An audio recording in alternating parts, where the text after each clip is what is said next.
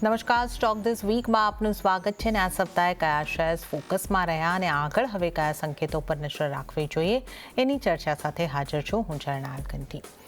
તો આ સપ્તાહ જે છે ખૂબ જ નાનું સપ્તાહ રહ્યું। આ સપ્તાહમાં આપણે માત્ર 3 દિવસ જેવું કામકાજ થતા જોયું અને એની વચ્ચે ઘણી બધી વૈશ્વિક અનિશ્ચિતતાઓ, યુદ્ધની સ્થિતિને લઈને અપડેટ્સ અને એની અસર આપણને આવતી ચોક્કસપણે માર્કેટ પર જોવા મળી છે। અને આ બધાની અસર હેઠળ ઓવરઓલ આપણે જોઈએ માર્કેટમાં ઉતાર ચઢાવ, પરંતુ સપ્તાહના અંતે આપણે જે છે આજે સપ્તાહના અંતે માર્કેટને લાલ નિશાનમાં બંધ થતા જોઈ રહ્યા છે। એટલે કે છેલ્લા દિવસનું જે ક્લોઝિંગ હતું એ લીલા નિશાનમાં, પરંતુ સાપ્તાહિક ધોરણે માર્કેટ લાલ નિશાનમાં એટલે કે દબાણ સાથે બંધ થયા છે। માર્કેટની વાત કરી લઈએ તો સેન્સેક્સ 0.36% દબાણ સાથે 73,319 ઉપર બંધ થયો છે। નિફ્ટીની વાત કરીએ તો નિફ્ટીમાં 0.47%નું દબાણ બન્યું અને 22,713નું ક્લોઝિંગ આપણને જોવા મળ્યું છે। નિફ્ટી બેંક 1.39%નું સૌથી વધારે દબાણ નિફ્ટી બેંકની અંદર જોવા મળ્યું છે। 51,548 ઉપર નિફ્ટી બેંકનું ક્લોઝિંગ થયું છે।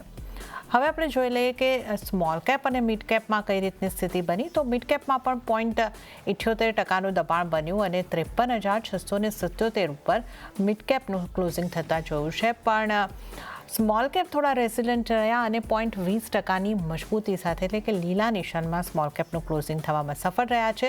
15,650 પર સ્મોલ કેપનું ક્લોઝિંગ। હવે આપણે આવી જઈએ સેક્ટર ઉપર કે સેક્ટરનું પરફોર્મન્સ આ સપ્તાહમાં કેવું રહ્યું છે। તો વધનારા સેક્ટર્સથી શરૂઆત કરીએ। સૌથી વધારે આ સપ્તાહમાં આઈટી સેક્ટરમાં વધારો જોવા મળ્યો છે। 3% મજબૂતી સાથે આઈટી ઇન્ડેક્સ ક્લોઝ થયો છે। ત્યારબાદ મેટલ સેક્ટરમાં પણ મજબૂતી આવી 11,456ની આસપાસ એટલે 2.64%ની મજબૂતી।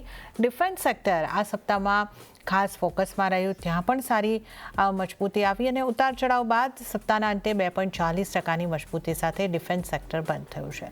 કેપિટલ માર્કેટમાં પણ ઉતાર ચઢાવ 1.23%ની મજબૂતી સાથે કેપિટલ માર્કેટ સેક્ટરના ઇન્ડેક્સનું ક્લોઝિંગ થતાં આપણે આ સપ્તાહમાં જોયું છે।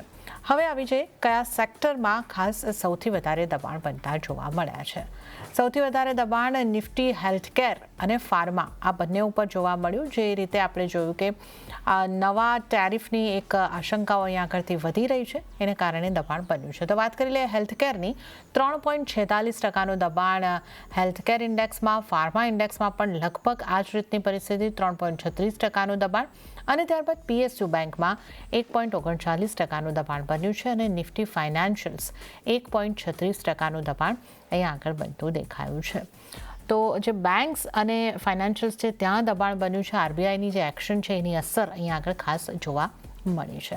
હવે આપણે સ્ટોકની વાત કરી લઈએ કે આ સપ્તાહમાં નિફ્ટીના વધનારા સ્ટોક સૌથી પહેલાં જોઈ લઈએ।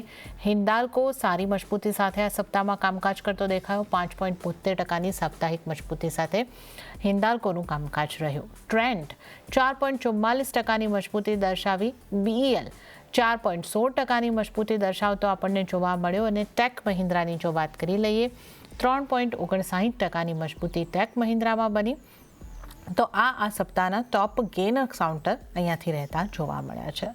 હવે આપણે આવી જઈએ ટોપ લૂઝર કાઉન્ટર્સ કયા રહ્યા છે એની વાત કરી લઈએ। તો આ સપ્તાહમાં એચડીએફસી લાઈફમાં સૌથી વધારે દબાણ બન્યું। 7.23% જેટલું દબાણ અહીંયા આગળથી બન્યું છે। ત્યારબાદ તમે જો નજર કરશો તો સન ફાર્મામાં દબાણ બન્યું છે 5.58%નું અને ડૉક્ટર રેડ્ડીઝમાં પણ 5% જેટલું દબાણ બનતું જોવા મળ્યું છે। અને એનટીપીસીની જો વાત કરી લઈએ તો 4.26% જેટલું દબાણ એનટીપીસીના કાઉન્ટરમાં પણ બનતું જોવા મળ્યું છે। તો આ તમામ જે સ્ટોક્સ છે એમાં ખાસ દબાણ બનતું આપણને જોવા મળ્યું છે। હવે ટોપ ગેનર્સ, લૂઝર્સ, સેક્ટર્સ બધું જ આપણે જોઈ લીધું છે। હવે આપણે આવતા સપ્તાહની તારીખ કેવી રીતે કરશું એ અંગે ચર્ચા કરીશું અને આ માટે આપણી સાથે જૈનમ શેર કન્સલ્ટન્ટના કિરણ જાની જોડાઈ ગયા છે। કિરણજી, સ્વાગત છે આપનું સીએનબીસી બજાર પર। અને નાનું સપ્તાહ, ઉતાર ચઢાવવાળું સપ્તાહ, છેલ્લે દિવસે એક રિકવરી સાથે પણ સાપ્તાહિક ધોરણે જોઈએ તો દબાણ સાથે માર્કેટનું ક્લોઝિંગ થયું છે। તો કેવા સંકેતો હવે આપણે આવતા સપ્તાહ માટે લેવા જોઈએ અને જો સૌથી પહેલા નિફ્ટીની વાત કરી લઈએ, નિફ્ટી માટે આપ કઈ રીતે સલાહ આપશો, કેવી સ્ટ્રેટેજી બનાવવી જોઈએ? વેરી ગુડ આફ્ટરનૂન યા તો ગુડ ઇવનિંગ એવરીવન। ચોક્કસ જ આ એક નાનું સપ્તાહ હતું, પણ ઇવેન્ટફુલ સપ્તાહ હતું। આપણે જોયું કે જ્યારે ઇન્ડિયન માર્કેટમાં હોલિડે હતા ત્યારે જીઓપોલિટિકલ ટેન્શન્સ તરફથી પોઝિટિવ નેગેટિવ ન્યૂઝોનો જે ફ્લો હતો એ કન્ટિન્યુ હતો। એક મોટું ગેપ અપ સસ્ટેન થયું, ત્યાંથી આપણે કરેક્શન્સ જોયું। એ ગેપ અપ પછીના કરેક્શન પછી આજે એક મેજર ગેપ ડાઉન અને ત્યાંથી જે રિકવરી હતી એ કમાન્ડેબલ રિકવરી હતી. અને એક વસ્તુ હું કહીશ કે જ્યારથી યુદ્ધની પરિસ્થિતિ યા તો આ જીઓપોલિટિકલ ટેન્શન સ્ટાર્ટ થયું છે માર્ચ મહિનામાં, એના પછી આ સેકન્ડ ટાઈમ એવું બન્યું છે કે જ્યાં માર્કેટ ગેપ ડાઉન ઓપન થયું અને એના પછી રિકવરી આવી. આપણે લાસ્ટ ટાઈમ આ વસ્તુ જોઈ હતી સમવેર અરાઉન્ડ 16th માર્ચના ગેપ ડાઉન ઓપનિંગ, ત્યાંથી રિકવરી અને ગ્રીન ક્લોઝ, એના પછી 2 દિવસ ફોલોઅપ બાઇંગ આપણને જોવા મળ્યું હતું અને ફોર્થ ડેના એક ગેપ ડાઉન આપણને જોવા મળ્યું હતું. તો નેક્સ્ટ વીકમાં એટલીસ્ટ આપણને 1 થી 2 દિવસ એક ફોલોઅપ બાઇંગ જોવા મળી શકે છે, એના ચાન્સીસ છે. રીઝન હું તમને આપી દઉં. આ એક ફેક્ટર એનાલિસિસ હતું, એની સાથે સાથે તમે ડેઇલી પ્રાઇસ ચાર્ટ પર જોશો તો ત્યાં એક પોઝિટિવ ડાયવર્જન્સ આપણને દેખાય છે. એક એક્સ્ટ્રીમ ઓવરસોલ્ડ ટેરેટરી એટલે કે 24 ની આજુબાજુ મોમેન્ટમ ઇન્ડિકેટર તો ત્યાંથી હવે 37 ની આજુબાજુ આવી ગયું છે, ઇવન તો આજે ફ્રેશ લો બનાવ્યો છે, તો એક પોઝિટિવ ડાયવર્જન્સ છે. બીજી તરફ વીકલી ચાર્ટ તમે જોશો તો વીકલી ચાર્ટ ઉપર હિડન બુલિશ ડાયવર્જન્સ આપણને જોવા મળે છે. એટલે કે એમાં પ્રાઇઝિસ નવા લો બનાવે છે. પ્રાઇઝિસ નવા લો નથી બનાવતું, પરંતુ ઇન્ડિકેટર નવા લો બનાવે છે. જ્યારે ઇન્ડિયા પાકિસ્તાન નું ટેન્શન ચાલતું હતું ત્યારે momentum indicator was somewhere around 33. આજના વીકલી ક્લોઝિંગના પ્રમાણે ઇન્ડેક્સ જે RSI ઇન્ડેક્સ છે ઇટ ઇઝ સમવેર અરાઉન્ડ 26. તો આપણને એમાં એક લોઅર લો બતાવે છે. પરંતુ પ્રાઇઝિસ તમે જોશો તો ત્યારે લોઅર લો હતો 21,740 નો, ત્યારે આજે લોઅર લો છે 22,140, 180, 184 નો. તો ક્લિયર કટ અહીંયાથી ડેઇલી અને વીકલી ચાર્ટ ઉપર આપણે જોયું કે આપણને બોટમ ફિશિંગના એંધાણ દેખાય છે. હવે સેમ વસ્તુ આપણે આવર્લી ચાર્ટ ઉપર 4 આવર્લી ચાર્ટ પર જોઈએ તો ડબલ બોટમ પેટર્ન દેખાય છે, પરંતુ એનું જે બ્રેકઆઉટ છે એ 23,000 ની ઉપર છે. તો તમે જેમ કીધું કે નેક્સ્ટ વીકની જો આપણે તૈયારી કરીએ છીએ, સો બે રીતે છે. બાયની સલાહ છે, યા તો કોઈ પણ ડીપ આવે છે 22,300 થી 22,500 વચ્ચે, બીકોઝ વોલેટિલિટી બહુ મોટી છે એટલે અમે થોડો મોટો સ્પ્રેડ આપી રહ્યા છીએ. 22,300 થી 22,200 વચ્ચે યા તો 22,500 ની ઇનફેક્ટ નીચે તમે લોંગ કરી શકો છો. આજનો જે લો છે 22,180 નો, એને તમે એક પોઝિશનલ સ્ટોપ લોસ રાખો. ઇનિશિયલ લેવલ પર 23,000 નો ટાર્ગેટ રહેશે અને ધ મોમેન્ટ 23,000 ક્રોસ થશે એ પછી 23,500 સુધીની એક રેલી આવી શકશે, જે એક ડબલ બોટમ પેટર્ન બ્રેકઆઉટ પ્રમાણે પણ ટાર્ગેટ છે. તો હું રિપીટ કરી દઉં, બાય ડિપની સલાહ 22,500 થી 22,300 ની આજુબાજુ તમે લોંગ કરો, 22,100 ની આજુબાજુનો સ્ટોપ લોસ રાખો. પહેલો ટાર્ગેટ 23,000 નો, 23,000 ક્રોસ કરે પછી 23,500. સો ઓવરઓલ નેક્સ્ટ વીક યા નેક્સ્ટ 10-15 દિવસમાં આપણને 23,000 ઉપરના લેવલ દેખાય એના ચાન્સીસ વધારે છે. કિરણજી તરફથી ખરીદી કરીને ચાલવાની સલાહ છે. નેક્સ્ટ વીક કે નેક્સ્ટ 10-15 દિવસમાં આપણે 23,000 તરફ આગળ વધી શકીએ છીએ. તો લેવલની જો અહીં આગળથી વાત કરી લઈએ તો 22,500 થી લઈને 22,300ની આસપાસથી તમારે ખરીદી કરવાની છે. સ્ટોપલોસ 22,180નો રહેશે અને ટાર્ગેટ જે છે એ 23,000 અને 23,000 ક્રોસ થાય છે તો 23,500ના બનતા દેખાઈ શકે છે. તો આપણે નિફ્ટીની ખાસ વાત કરી. હવે બેંક નિફ્ટી ઉપર કિરણજી આવી જઈએ. બેંક નિફ્ટી માટે તમારી સલાહ કઈ રીતે બનશે? બેંક નિફ્ટીમાં નિફ્ટીની સરખામણીમાં અંડર પરફોર્મન્સ આ વીકમાં રહ્યું છે, તો કઈ રીતની આપની સલાહ બનશે? બેંક નિફ્ટીમાં પણ આપણે વાત કરીએ તો ઓવરઓલ એક નેગેટિવ ટેરેટરીમાંથી આજે પોઝિટિવ ટેરેટરીમાં ટર્ન કર્યું છે. અહીંયા પણ આપણે જોયું કે ઇનફેક્ટ 50,000ના પણ જે એક આપણે કહી શકીએ સાયકોલોજી લેવલ હતા એને બ્રેક કર્યા છે. જે રીતે નિફ્ટીની અંદર ઇન્ડિયા પાકિસ્તાન વખતે જે ગેપ ક્રિએટ થયા હતા એને ફૂલફિલ કર્યા, સેમ વે નિફ્ટીએ પણ એ ગેપને ફૂલફિલ કર્યા છે. 50,000ની નીચેના લો બન્યા, એના પછી 51,700ની આજુબાજુનું 51,500 આજુબાજુનું ક્લોઝિંગ, કમાન્ડેબલ રિકવરી. અહીંયા પણ તમે વીકલી ચાર્ટ, ડેઇલી ચાર્ટ ઉપર જોશો તો જે આપણે ડિસ્કશન કર્યા સેમ વે અહીંયા પણ એક આપણને hidden positive divergence, bullish divergence, multiple વસ્તુ દેખાય છે. અને મેજરલી ઇમ્પોર્ટન્ટલી વીકલી ચાર્ટ ઉપર બેંક નિફ્ટીમાં એક રિવર્સલ હેમર કેન્ડલસ્ટિક્સ પેટર્ન બની છે, તો હેમર દોજી બની છે, વિચ ઇઝ એક્સ્ટ્રીમલી પોઝિટિવ. તો નેક્સ્ટ વીકનું ક્લોઝિંગ જોવાનું રહેશે. જો નેક્સ્ટ વીકનું ક્લોઝિંગ 51,700 પર આવી જાય છે, so this weekly candle confirm the reversal અને અહીંયાથી ચાન્સ છે કે આપણને એક મેજર ટ્રેન્ડ ચેન્જ થતા દેખાઈ શકે છે. તો નેક્સ્ટ વીકમાં ધ્યાન રાખવાનું રહેશે. 51,700 ઉપરનું ક્લોઝિંગ ઘણું ઇમ્પોર્ટન્ટ છે. હવે આખા વીક દરમિયાન કોઈ પણ ડીપ આવે છે ત્યાં તમારે લોંગ કરવાનું રહેશે. એક સાયકોલોજીકલ સપોર્ટ યા તો ઇન્ટ્રાડે પોઈન્ટ ઓફ વ્યૂથી તમે જોશો તો અહીંયા પણ એક ડબલ બોટમ પેટર્ન બની રહ્યું છે. 51,800 નું બ્રેકઆઉટ લેવલ છે. 51,800 ઉપર જો માર્કેટ ટકી જાય છે તો 53,600 સુધીની એક રેલી આપણને જોવા મળી શકે છે. તો સલાહ એ જ રહેશે યા તો સજેશન એ જ રહેશે કે 51,800 ઉપર આપણે લોંગ કરવું જોઈએ. ઓકે, તો બેંક નિફ્ટી માટે પણ 51,800ની આસપાસથી લોંગ કરીને ચાલવાની સલાહ અહીં આગળથી બનતી આપણને કિરણ જાની તરફથી જોવા મળી રહી છે. તો અહીંયા કિરણજી સ્ટોપ લોસ કેટલો રાખવાનો રહેશે બેંક નિફ્ટી માટે? તો બેંક નિફ્ટી 51,800 ઉપર જાય છે અને આપણે લોંગ પોઝિશન કરીએ છીએ તો stop loss we have to keep it somewhere around 51,200 તો 51,800 ઉપર લોંગ કરો, 51,200 નો સ્ટોપ લોસ, 53,600 નો ટાર્ગેટ. કે તો 51,200નો સ્ટોપ લોસ, 53,600ના ટાર્ગેટ માટે બેંક નિફ્ટીને પણ આ લોંગ કરીને ચાલી શકો છો. તો નિફ્ટી, બેંક નિફ્ટી બંને ઉપર કિરણજીનો મત ખરીદારી તરફનો, લોંગ તરફનો બની રહ્યો છે. ત્યારે જ અન્ય નિષ્ણાતોની પણ વાત કરી લઈએ, એમની કઈ રીતની સલાહ નિફ્ટી ઉપર બની રહી છે. શરૂઆત કરીએ ચોઇસ બ્રોકિંગના કુનાલ પરારની સલાહથી. એમણે નિફ્ટીને બાય કરીને ચાલવાની સલાહ આપી છે. 22,713ના લેવલની આસપાસથી ટાર્ગેટ તેઓ જોઈ રહ્યા છે 22,840થી 23,040 સુધીનો, અને સ્ટોપ લોસ જે છે 22,550નો રાખવાની સલાહ કુનાલ પરાર તરફથી. અને હવે આપણે જોઈએ મીરાઈ એસેટ શેરખાનના કુનાલ શાહની સ્ટ્રેટેજી. કુનાલ શાહે પણ નિફ્ટીને બાય કરીને ચાલવાની સલાહ આપી છે. 23,200થી 23,500ના ટાર્ગેટ તેઓ જોઈ રહ્યા છે, અને સ્ટોપ લોસ 22,200નો રાખવાની સલાહ કુનાલ શાહ તરફથી. તો આપણા ત્રણેય નિષ્ણાતો તરફથી નિફ્ટી માટે ખરીદારીની સલાહ બની રહી છે. તો નિફ્ટીની સ્ટ્રેટેજી તો આપણે ડિટેલમાં ડિસ્કસ કરી લીધી. હવે આપણે કિરણ જાની આપણી સાથે જોડાયેલા છે, એમની સાથે ચર્ચામાં આગળ વધીશું. કિરણજી, આપણે જે રીતે જોઈ રહ્યા છે કે હિન્દાલ્કો વીકલી ટોપ ગેનર તરીકે આપણને આવતો જોવા મળ્યો છે 5.72% જેવી મજબૂતી સાથે. તો હિન્દાલ્કો પર આપનો કઈ રીતનો વ્યૂ, અને જો મેટલ સેક્ટરમાંથી અન્ય કોઈ સ્ટોક પર આપની સલાહ બનતી હોય તો અમને એ પણ જણાવશો. તો અગર હિન્દાલ્કોની અગર આપણે વાત કરીએ તો ઓવરઓલ એક સારું ક્લોઝિંગ અહીંયા આપણને જોવા મળે છે. જે રીતના એક આઉટ પરફોર્મર સ્ટોક હતો, પરંતુ એક કન્સોલિડેશનની અંદર આપણે જોયું કે 1,000ના હાઈ બનાવ્યા પછી આવ્યો હતો, લોવર ટોપ લોવર બોટમ પેટર્નની અંદર હતો, અને એક સમયે 100 દિવસની મૂવિંગ એવરેજના નીચે પણ ગયો. પરંતુ આજની રિકવરી અગેન એક સ્ટ્રોંગ રિબાઉન્ડ છે. એનો જે ઇમ્પોર્ટન્ટ સપોર્ટ હતો 890નો, ત્યાંથી આ રિબાઉન્ડ જોવા મળ્યું છે. 909 ઉપર પ્લસ 20 દિવસની મૂવિંગ એવરેજના ઉપર પણ ક્લોઝિંગ છે.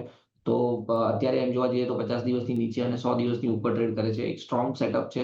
મોમેન્ટમ ઇન્ડિકેટરમાં પણ ડાયવર્જન્સ આપણને લોઅર ટાઈમ ફ્રેમ પર દેખાય છે. આજે વોલ્યુમ સાથેનું બ્રેકઆઉટ છે આ. તો બાય ઓન ડિપની રણનીતિ રાખવી જોઈએ. 890નો સ્ટોપ લોસ રાખો છો. 890ના લેવલ નથી બ્રેક થતા તો ઉપરમાં અગેન 970 980ના લેવલ આપણને હિન્દાલ્કોમાં જોવા મળી શકે છે.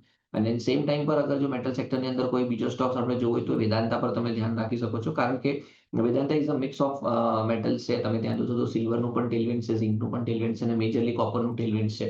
અને હવે જે રીતે જો અહીંયાથી કોઈ પણ ટેન્શન ઇઝ આઉટ થાય છે જીઓપોલિટિકલી, તો copper would be the metal કે જે અહીંયાથી લીડ કરી શકે છે. કારણ કે ઓવરઓલ મેટલ સેક્ટરમાં કોપર વોઝ ધ લાસ્ટ લગાડ કે જે તેજીમાં આવ્યું હતું. જનરલી કોપર જ્યારે તેજીમાં આવે છે ત્યારે ઇકોનોમિકલી તેજી આપણે કહી શકીએ છીએ. તો અહીંયાથી એવું લાગે છે કે કોપરમાં ફરીથી તેજી સ્ટાર્ટ થઈ શકશે, જેના ફળ સ્વરૂપે Vedanta would be the great. તો એક ફંડામેન્ટલ ટેલવિન્ડ છે. ટેકનિકલી પણ તમે જોશો તો એક સારું સેટઅપ છે. નીચેમાં જ્યાં સુધી 650ના લેવલ વેદાંતા બ્રેક નથી કરતું ત્યાં સુધી બાય ઓન ડિપની રણનીતિ રાખવી જોઈએ, અને ઉપરમાં 730થી 750 સુધીના લેવલ્સ વેદાંતામાં આપણને જોવા મળી શકે એમ છે. ઓકે, તો એ હિન્દાલ્કોમાં ખરીદારી કરવાની સલાહ છે. ત્યાં 970 980ના ટાર્ગેટ જોવા મળી શકે છે હિન્દાલ્કોની જો વાત કરીએ તો. અને વેદાંતામાં પણ ખરીદી કરવાની સલાહ છે, અને ત્યાં આગળ ટાર્ગેટ જે છે 750 સુધીના, 730થી 750 બની શકે છે. તો આપણે આ મેટલ્સની ખાસ કરીને વાત કરી છે. હવે કિરણજી, આઈટી સેક્ટરની વાત કરીએ. અહીંયા આપણને એક સારી મજબૂતી આ સપ્તાહ દરમિયાન જોવા મળી.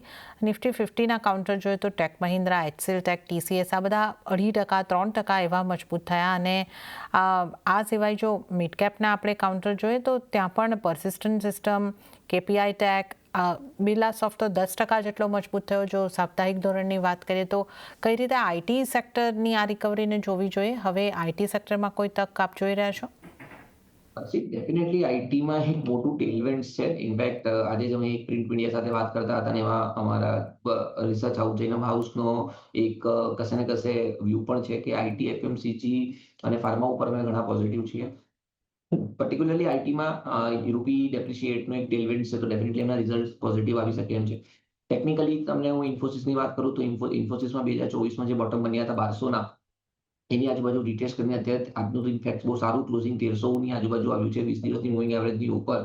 ઇન્ટ્રાડે ચાર્ટ્સ તમે જોશો તો ત્યાં કપ એન્ડ હેન્ડલ પેટર્નનું બ્રેકઆઉટ છે.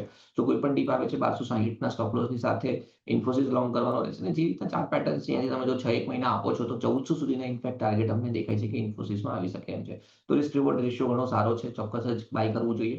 આ મંડેના તમારા ન્યૂઝ ચેનલ ઉપર આપણે કોફોર્ડની ડિસ્કશન કર્યું હતું 1140 1130ની આજુબાજુ. કોફોર્ડ આજે 1200ની ઉપર ક્લોઝિંગ આપ્યું છે. અહીંયા પણ તમે જોશો તો ઇન્ટ્રાડે ચાર્ટ્સ ઉપર ડબલ બોટમ પેટર્ન બ્રેકઆઉટ હતું 1140 1150 ની આજુબાજુ. એના પછી અત્યારે 1200 ની ઉપર ટ્રેડ કરી રહ્યું છે. તો ચોક્કસ જ અહીંયા પણ કોઈ ડીપ આવે છે તો ડીપમાં લોંગ કરો, અને ચાન્સીસ આર વેરી ગુડ કે અહીંયા તમને 1300 ની ઉપરના લેવલ્સ જોવા મળી શકે એમ છે. તો ઇન્ફોસિસ, કોફોર્જ તમારા પ્રિફર્ડ પિક છે. અને ઓવરઓલ જો તમારે સ્ટોક પિકિંગ ના કરવું હોય તો જે પણ વ્યુઅર્સ આપણને જોવે છે એ આઈટીની અંદર મ્યુચ્યુઅલ ફંડ યા તો એસઆઈપી કરી શકે છે, લમસમ બાય કરી શકે, તો એટલીસ્ટ કંઈ નહીં તો તમે નિફ્ટી આઈટીનો આઈટીએફ પણ બાય કરી શકો છો, જેથી ઇન્ડેક્સ પણ જે પણ કંઈ રિટર્ન આપે છે રેપ્લિકેટ થઈ શકે છે. લો રિસ્ક ટ્રેડ છે આઈટીમાં. ચોક્કસ જ અત્યારે બધાના પોર્ટફોલિયોમાં આઈટી હોવું જરૂરી છે.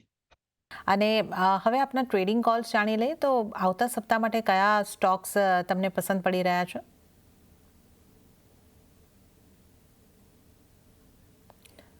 કિરણજી, અનમ્યુટ કરશો પ્લીઝ. સોરી. અત્યારે તમે જોશો ને તો ફાર્મા છે, આઈટી છે, ત્યાં આપણને એક લો રિસ્ક ટ્રેડ જોવા મળે છે. પરંતુ એની સાથે સાથે બીજું એક ઇન્ડસ્ટ્રી છે, એ છે આપણે કહી શકીએ કેમિકલ ઇન્ડસ્ટ્રી. સો કેમિકલ ઇન્ડસ્ટ્રીમાં પણ આપણને નીચેથી એક લો ટોપ લો બોટમમાંથી સ્ટોક નીકળી રહ્યા છે. દેર આર ફ્યુ સ્ટોક્સ જે એની બધી ઇમ્પોર્ટન્ટ મૂવિંગ એવરેજીસના ઉપર પણ ટ્રેડ કરી રહ્યા છે. સો બે કેમિકલ સ્ટોક્સની હું વાત કરીશ. એચઈજી.